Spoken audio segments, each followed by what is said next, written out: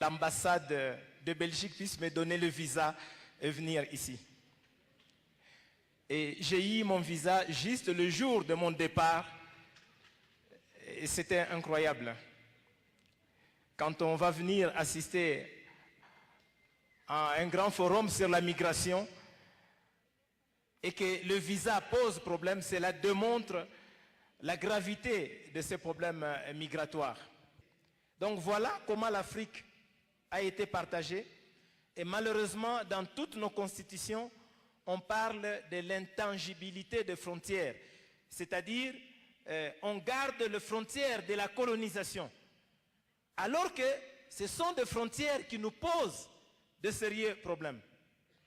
Donc voilà cet aspect colonial qui fait qu'aujourd'hui, nous subissons cette pression migratoire occidentale, s'il faut le dire, alors que nous n'avons rien à voir, notre diversité, notre culture n'a rien à voir avec ces frontières telles qu'on les a tracées, comme si on coupait un morceau de gâteau.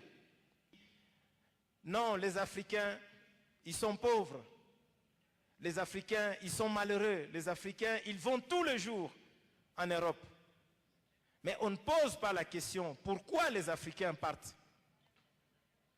Pourquoi les Africains partent? Non, les Africains, il faut les retourner chez eux.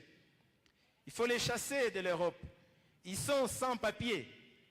Bon, moi personnellement, je suis d'accord qu'on chasse les Africains de l'Europe. Je suis d'accord. Mais pourquoi aussi on ne peut pas chasser toutes les ressources de l'Afrique qui ont enrichi l'Europe? Si l'Europe peut dire, la France dit, voilà, ça, j'ai construit avec l'uranium du Niger. La France dit, par exemple, ça, j'ai construit avec les cafés et les cacao qui est venu de la Côte d'Ivoire. La France dit, j'ai construit ça avec l'or qui est venu du Mali. J'ai construit ceci avec le pétrole qui est venu du Soudan, de l'Angola ou du Congo-Brazzaville.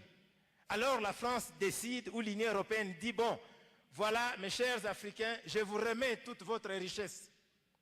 Mais qu'on fasse ça, si on est juste, qu'on fasse cela.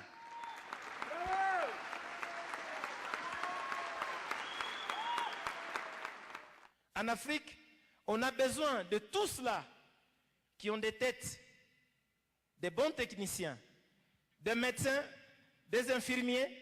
Eh bien, ils sont bienvenus en France. Ceux qui ont maîtrisé l'informatique, ils sont bienvenus en Europe, même aux États-Unis. Mais tout le reste, on dit non. Et en quoi cela est différent de l'esclavage d'hier?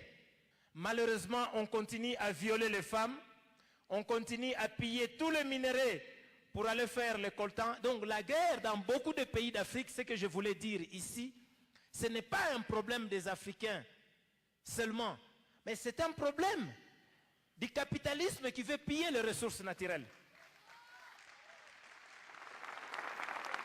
Et I'm from India.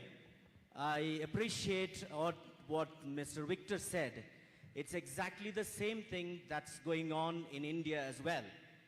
Though India is seen as a country which is developing, economically growing, the GDP is growing, a market is growing, and yet exactly the same thing happening in India to the people, especially the indigenous population in central India.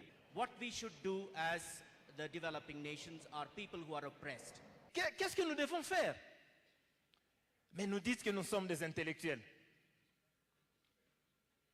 Et chez nous, au Congo même, on appelle les personnes docteurs, ingénieurs, maîtres, techniciens. Mais en quoi nous sommes ingénieurs, docteurs, techniciens? En quoi nous sommes intellectuels si nous n'arrivons pas à créer, à inventer un système qui doit s'opposer à ce capitalisme sauvage?